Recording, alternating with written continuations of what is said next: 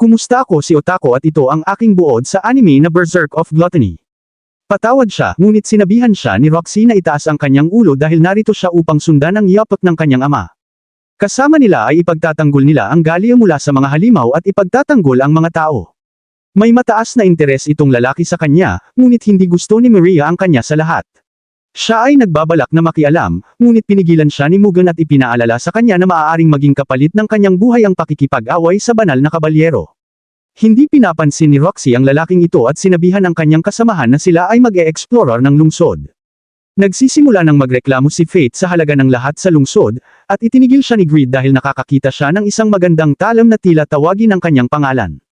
Iniisip ni Fate na malamang ito ay mahal, ngunit tinawag siyang kuripot ni Greed at ipinaalala kay Fate na palaging maaari niyang hanapin ang mga halimaw para sa pera. Ang may-ari ng tindahan ay tila isang kakaibang tao dahil alam niya kung ano ang uri ng pinsala na tinamo ng damit ni Fate. Ipinapalagay ni Greed na maaari nilang pagkatiwalaan ang lalaki at sinabihan si Fate na bilhin ang talim. Inipaliwanag ng may-ari ng tindahan na ang Skybow na tinatanong niya ay display model lamang, ngunit maaari siyang gumawa ng isa para kay Fate na magiging swak sa kanyang taybak. Hindi pa nakakita ng ganitong taybak ang tao tulad ni Greed, at sinabi ni Greed kay Fate na sobrang halata ang kanyang karangalan na hindi niya ito magagawang itago kahit subukan pa niya. Inipaliwanag ng may-ari ng tindahan na ang isang talam para sa isang natatanging taybak tulad ng sa kanya ay magkakahalaga ng 500 ginto, ngunit labis ito sa kakayahan sa presyo ni Fate kaya't tumakbo siya palabas. Sobra na ang kamahalan ng mga bagay sa Babylon, at kailangan nilang tiyakin na mababayaran nila ang kanilang pang-araw-araw na gastusin bago ang anumang iba. Noong oras na iyon, may isang grupo ng mga mandirigma na tumawag kay Fate, tinatawag siya na lalaki sa maskarang bungo. Iniisip nila na nais niyang magtayo ng kanyang reputasyon sa pamamagitan ng pagsugod sa mga halimaw upang maging sundalo sa kapital. Ngunit ipinaliwanag ni Fate na hindi siya interesado na magtrabaho para sa sinuman. Humingi ng paumanhin ang mga lalaki, at ipinakita ni Greed na kung si Fate ay mas maayos ang pananamit, hindi siya guguluhin ng mga tulad nila. Noong huli ay sumang-ayon si Fate, at nag-excite ang dalawa sa paghahanap ng mga hayop para kumita ng pera. Tumawid sila sa hangganan ng Galia at nakakita na ito ay mabaho, maraming bangkay ng mga halimaw at may bahagyang nakal-alasong spores ang nagpapuno sa hangin. Binalaan siya ni Greed na huwag huminga, dahil masyadong maraming malalim na hininga ay magdudulot ng paglaki ng lumot sa kanyang baga. Noong oras na iyon, tinuro ni Greed na may darating na isang pag-aalboroto. Isang grupo ng orcs at sila ay armado ng mga maliit na armas. Mga 50 ang bilang nila at matalino kaya't malamang na gamitin nila ang isang koordinadong pag-atake. Inirerekomenda ni Greed na labanan ni Fate sila na parang tao, at plano ni Fate na gamitin ang pagkakataon na ito upang ipakita ang mga kasanayan sa pakikipaglaban na tinuro sa kanya ni Aaron. Gayunpaman, unang samalag ang mga mandirigma, kaya't sinabi ni Greed kay Fate na bilasan upang agawin ang mga pagpatay. Dahil sa mapagsamantalang taybak na gusto ang kanyang magarang talam, hindi gustong maging bastos ni Fate, ngunit swerteng dumating ang marami pang mga orcs upang sumali sa labanan. Agad na kumilos si Fate, at nag-transform si Greed bilang isang kalasag, ito'y humaharang ng pisikal at mahikal na mga atake, kaya't praktikal na isang gumagalaw na fortress. Sinubukan ni Fate na magplano ng atake, ngunit sinabihan siya ni Greed na pumasok upang maipakita niya sa kanya kung ano ang kaya ng kalasag. Pinatakbo niya si Fate sa lahat, at namangha si Fate sa kung gaano kadali na lamang nadurugan ang lahat ng mga orc sa harap niya. Tinawag itong Shield Bash ang atake. Kailangan ng maraming lakas, ngunit marami siyang lakas si Fate kaya't sinimulan na niyang takbuhan lahat ng mga halimaw. Napakaraming orcs, kaya't paulit-ulit na na-activate ang gluttony skill ni Fate. Tapos na ang laban, ngunit pinagtataka ni Fate kung bakit hindi na gaya ng dati ang reaksyon ng kanyang gluttony skill, at nagtataka sila kung ito na ba ang kontrol na tinuturo sa kanya ni Aaron. Sa isang guild, nagulat ang lahat nang makita nila kung gaano karami ng orc gears na nakuha ni Fate sa kanyang sariling sikap, at ipinagbili niya ito. Inakusahan siya ng mga warriors mula kanina na nagnakaw siya, pero iniisip ni Greed na kung hindi sa pagdating ni Fate, itong mga hindi karapat-dapat na warriors ay siguradong kinain na ng mga orcs. Sinubukan ng isang tao na kunin ang mga tenga, pero binigyan ng isang pagkakataon ni Fate na umatras ang taong iyon.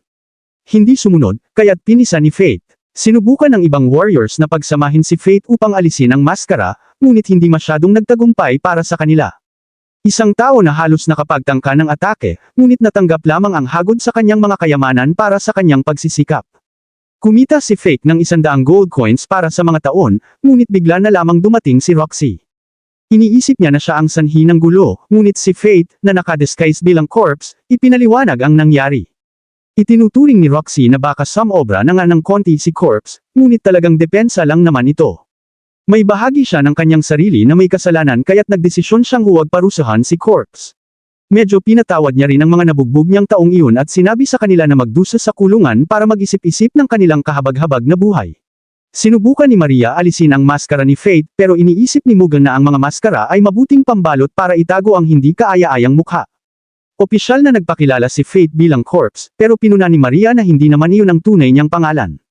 Bago siya umalis, iniisip ni Roxy na mas maayos sana ang pangangalaga ni Corpse sa kanyang anyo, kaya't na-embarrass ang ating bida at agad na nagmadali upang makakuha ng bagong damit. Sa tingin nila, medyo mahina ang anyo ni Corpse, ngunit alam nila na hindi totoo yun dahil siya ang naghimagsik sa mga bombs sa guild. Mukhang sira-sira na ang damit ni Fate, kaya't iniisip ni Greed na dapat mag-upgrade sila. Marami namang gusto si Greed, kaya't inirekomenda nilang simulan ang pagbili ng kanyang mamahaling scabbard. Biglang lumitaw ang may-ari ng tindahan at ipinakilala ang sarili bilang Jade. 3 buwan pa lamang na nagbukas si Jade ng kanyang gear shop at nais niya talaga na ang gear ni Corpse ang gamitin sa laban. Hindi pa kilala si Jade, kaya't ang pagsugod ni Corpse gamit ang kanyang gear ay magiging magandang advertisement. Matagal na siyang naghihintay sa tamang warrior, at siya na ang nakatagpo sa ating pangunahing tauhan. Sumang-ayon si Fate sa deal, at in-upgrade ng lalaki ang gear niya ng malaki. Sinabihan ni Fate si Greed na tumahimik kapag may matalim na komento, at kailangan niyang humingi ng paumanhin kay Jade nang isipin ni Jade na sa kanya nakatutok ang sinabi. Mapagkasyang negosyante si Jade, dahil may bayad pa rin siyang hiniling kay Fate para sa gear, pero may pagsalungat si Fate, at binigay ni Jade sa kalahati ang presyo. Nagkakahalaga ito ng 40 gold, pero pinapaalala sa kanya ni Greed na maaari siyang maghahanap pa ng iba. Umugang ang tiyan ni Fate, at nakakita sila ng isang lugar na magulo. Iniisip ni Greed na malamang ay dahil sa kanilang masarap na pagkain, pero gutom na ang bata at kakain ng kahit anong makita. Nalaman nilang ang mga tao pala ay puro incels, at ang tunay na layunin nila ay para sa isang babae. Namangha si Fate sa babaeng ito at hindi siya makawala sa kanyang atensyon. Diretso lumapit sa kanya ang babae, at sa isang paraan, alam niya ang tunay na pangalan ni Fate, at nagulat si Fate dahil nakasuot siya ng maskara. Ipinaliwanag niya ito dahil sila ay parehong uri ng tao, kaya't na-realize ng ating nagugutom na bida na dapat may deadly sin skill din siya.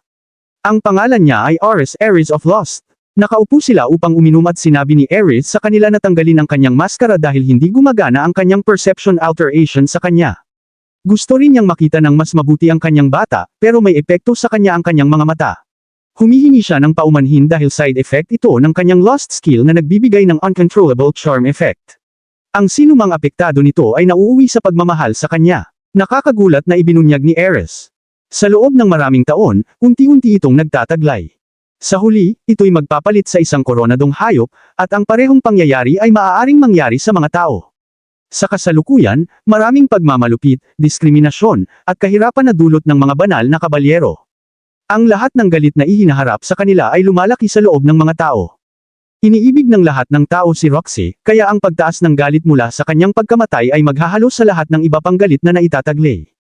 Lahat ng itong galit ay magbubunga ng isang tao na may isang bagong uri ng kapangyarihan, at sa kanila ay magiging hinaharap na haligi ng kaharian na may isang kahangahangang kakayahan. Iniisip ni Ares na ito ang perpektong plano, at pumapayag siya dahil ang pagkamatay ni Roxy ay magmumungkahi sa kaharian ng isang mas mabuting direksyon. Lubhanang nagalit ang aming bida at pinuna na walang kabutihang may dudulot ang pagkamatay ni Roxy. Wala sa mga banal na kabalyero ang nag-aalaga sa mga tao tulad ng kung paano niya ginagawa.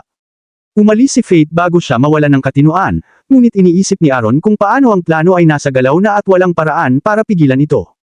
Lubha pang galit ang aming bida. Hindi niya alintana kung sino ang nagpaplano nito, at hindi niya inaalintana kung kanino siya lalaban. Sumumpa si Fate na ipagtatanggol si Roxy sa lahat ng gastos. Makalipas ang ilang panahon, sinabihan si Roxy na nawalan sila ng komunikasyon sa isa sa kanilang mga squadron sa Gallia. Inihanda na ni Roxy ang lahat upang iligtas sila sapagkat agad silang totanggo sa Gallia. Si Fate ay bumalik sa tindahan kung saan sinabi sa kanya ni Jade na kailangan nila ng material na tinatawag na Darkstone upang gawing scabbard ang kanyang tabak. Ito ay isang mahirap na material na makuha at kontrolado ng kaharian, kaya wala siyang ideya kung kailan sila makakakuha ng higit. Gusto itong kunin ni Greed sa kanilang sarili, kaya sinabi sa kanya ni Jade na ang Darkstone ay maaaring matagpuan sa Gallia. Tumingin si Fate sa isang mapa kung saan sila papunta, at sa tila ay malapit ito sa Great Canyon, kung saan pupunta rin si Roxy. Sila'y binati ng mga higanteng orcs pagdating, kaya ginamit nila ang shield upang protektahan ang kanilang sarili. Ginamit nila ang shield bash upang wasakin ang mga kahindek-hindek na nilalang, at ang gluttony skill ni Fate ay na-activate ng maraming beses malapit kay Roxy. Nahihirapan silang makarating sa Great Canyon dahil hindi gumagana ang mga compass doon. Hindi rin nila magamit ang araw o ang mga bituin, kaya't kinukutya ni Maye ang mga ulap sa pagharang. Sa kabutihang palad, maaari nilang alamin ang direksyon sa pamamagitan ng konsentrasyon ng mga orcs dahil ang kolonya ng mga orc ay nasa pinakatimog na bahagi. Hanggat sinusundan nila ang direksyon kung saan naruroon ang lahat ng mga orc, darating din sila roon. Mayroon pang mas mapanganib na mga halimaw doon, kaya kailangan nilang mag-ingat. Sa ibang lugar, pinupuri ni Grid si Fate sa pagkatuto na kailangan niyang magpahinga bago pumasok sa isa pang laban. Sa kanyang pahinga, kakaiba na nakakita si Fate ng babae na nasa loob ng kamera. Isang nakakatakot na ingay ang nagpigil sa kanya na marinig ang sinasabi ng babae, at bigla na lamang siyang nasa isang lugar na puno ng katas ng kamatis ng tao. Doon niya nakita ang kanyang mga biktima, at hinatak siya pababa ni Hu. Nagising si Fate ngunit walang ideya kung ano ang nangyari. Walang oras para mag-isip, ngunit naramdaman niya ang mga halimaw malapit. Pinuna ni Grid na hindi mga orc ang mga ito, mga koronadong hayop sila at hindi lang isa. Ginamit ni Fate ang kanyang night vision skill. At si Roxy ay lubos na masaya na pareho silang may parehong destinasyon. Si Miria ay isang inggit-erang maliit na brat at dinala si Roxy palayo dahil kailangan nilang iligtas ang squadron. Sinubukan ni Roxy na magpaalam, ngunit nag-aalangan si Fate na hawakan ang kanyang kamay dahil ayaw niyang mag-activate ang kanyang kakayahan sa pagbasa ng isip. Si Miria na lang ang kumuha ng kanyang kamay, at naririnig ni Fate ang kanyang iniisip. Ayaw ng maliit na brat na magkaroon siya ng anumang ideya tungkol sa pagiging malapit kay Roxy at nais na sana ay umalis na siya. Pinigilan ni Roxy si Miria na hawakan ang kanyang lalaki, at nagpaalam ang lahat. Mukhang okay naman kay Fate na hayaan na lang siyang umalis kahit alam niyang nasa malaking panganib siya. Sa alinmang paraan, natapos si Fate sa isang tila purified na lugar sa Galia at napapansin na ang mga halimaw doon ay bato. Parang sementeryo, at namangha siya nang makita ang kanyang sarili na bato. Ini-imagine lang niya iyon, kaya't patuloy sila sa kanilang paghahanap ng Dark Stone. Wala pa silang nakikita, pero nakakita sila ng ice doon. Nawala kaagad si Fate sa kanya, ngunit biglang nakita ng may pagkabigla ang isang Chimera doon. Wala itong core sa loob kaya't iniisip ni Grid na ito'y baka prototype lang. Ito ay ibinaon sa labanan noon at ang mga bato na sumasaklab dito ay natunaw. May mga puwang sa tabi nito kaya tila nagising ang ilang Chimera, 3 sa kabuuan, kaya't nagtataka si Fate kung si Ice ba ang may kagagawan. May pagsabog na nagugulat ang lupa, at tila galing sa direksyon ni Roxy. Nagmadali si Fate papunta doon at makikita nila na ang kanyang grupo ay nakikipaglaban-laban sa isang nakakatakot na Chimera. Napakalakas ng kanilang kapangyarihan, pero muli na namang dumating si Corpse para tulungan sila. Hindi gaanong epektibo ang kanyang mga arrow, at ipinaliwanag ni Roxy na sina Mugen at Northern ay sugatan habang nagtatanggol kay Miria. Ang mga Chimera ay kaya nilang magpagaling, pero pinansin ni G na mas mabagal ito kumpara sa pagpapagaling ni Han.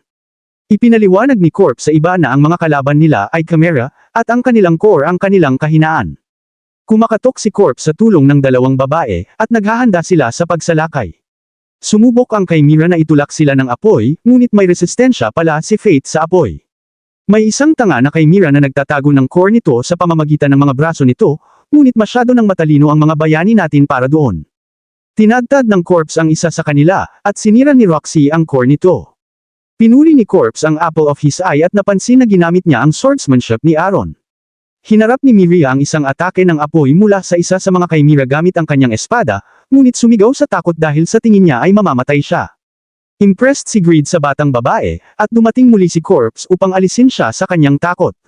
Hindi niya gusto na palaging siya ang inililigtas nito ngunit nagpasalamat pa rin ng hindi tama sa pagkakataong ito. Pinatrabaho ni Roxy si Mia na iligtas ang lahat at ipinahayag na sina Corpse at siya na lang ang aalagaan ang natitirang Chimera. Binuksan ni Fate ang kanyang scythe, at ginamit nila ang parehong teknikang ginamit nila sa unang Chimera para sa mga iba pa. Ito ang unang pagkakataon ni Fate na makipaglaban kasama si Roxy, pero mas natural ang pakiramdam kaysa kay Mo Aaron. May isang Chimera na lang ngayon, pero nakakagulat na makalipad ito. Nagplano silang salakayin ito kapag nagland, pero biglang gumuho ang lupa. Hinawakan ni Corp si Roxy at pinanggako na ligtas siya sa kanyang mga kamay. Agad siyang nagtiwala si Roxy, at mahigpit silang nagyakap habang sila ay bumabagsak. Makalipas ang ilang oras, nagising si Fate at agad na nagpanik nang ma-realize na si Roxy ay nasa kanyang kondongan, pero nawala na ang kanyang maskara. Nagising si Roxy, pero sa huling sandali ay nakita ng ating bida ang kanyang maskara. Pinabilib siya ni Corp sa kanyang fireball magic, at naisip kung gaano ito kalapit. Ipinaliwanag ni Roxy na hindi nila na-save ang squadron dahil nang dumating sila ay ang lahat ay nasunog na sa ibang kasiglahan. Tinukoy ni Roxy na tila may alam si Corpse tungkol sa Cimera kaya ipinaliwanag niya na sinabi sa kanya ng isang survivor ng Galan. Naalala ni Roxy na nakita niya ang isang batang babae ng Galan na may malaking palakol at nagtataka kung siya ang tinutukoy nito. Narinig din niya ang chismis na ito ay nakasama ng isang lord, pero nagkunwari lang ang ating bida. Ipinaliwanag ni Roxy na rinig niya na ang batang babae na ito ay kasama ng lalaking nakasuot ng maskara ng bungo kaya't wala nang magawa si Fate kundi aminin. Pinatatawanan lang siya ni Roxy at ipinaliwanag na siya'y nagpapaalala sa kanya ng isang tao na kilala niya. Sinabi niya na dapat na nasa kabisayaan itong lalaki ngayon pero pakiramdam niya ay nasa tabi niya siya. Ang pagiging hiwalay sa kanya ay nagpabago sa kanyang isipan at nagtataka kung masaya ito.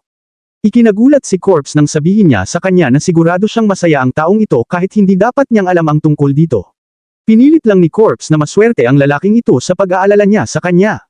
Natuwa si Corpse na makita na walang nagbago kay Roxy, ngunit biglang naramdaman ang matinding sakit. Hindi niya maunawaan kung bakit nag-aaksyon ang kanyang gluttony skill sa oras na ito at nagtataka si Roxy kung ano ang mali sa kanyang mata. Si Corpse ay ayaw na makita siya ni Roxy sa kanyang halimaw na anyo kaya't umalis siya at tumakbo. Hindi na mas masama pa ang sitwasyon dahil naamoy ni Fate na malapit na ang isang partikular na amoy. Ito ang Chimera, at biglang lumabas ito mula sa pader ng kuweba. Naglabas si Fate ng kanyang side ngunit iniisip si Roxy sa pwesto ng core ng Chimera. Pinagtataga pa rin niya ng marahas ang core at sinasabi kay Roxy na itigil na ang pagtingin sa kanya ng ganoon. Tapos na ang labanan, at napansin ni Fate ang isang tatak sa Chimera. Pareho ito ng tatak sa mga salamander kaya tiyak si Greed na may humahabol sa buhay ni Roxy. Naalala ni Fate kung paano gustong patayin ni Ai si Roxy at desidido siyang hindi hayaang magpatuloy ito sa kanyang plano. Dumating si Roxy nang huli sa pagtitipon, at may kaunting pagguho sa kuweba. Bigla na lang naroon ang Darkstone, at ipinaliwanag ni Roxy na ang kristal na ito ay nabuo mula sa mga halimaw. Nagkita muli si Roxy sa kanyang grupo, at masaya silang makitang ligtas ang lahat maliban sa buong squadron na brutal na sinunog hanggang kamatayan sa ibang lugar. May maikling tingin tayo sa isang Aztec na itsura ng blondeng bersyon ni Corpse na may kumikinang na berdeng mata. Salamat sa panunood ng aking buod. Mag-subscribe at i-ring ang notification bell para sa mga susunod na bahagi.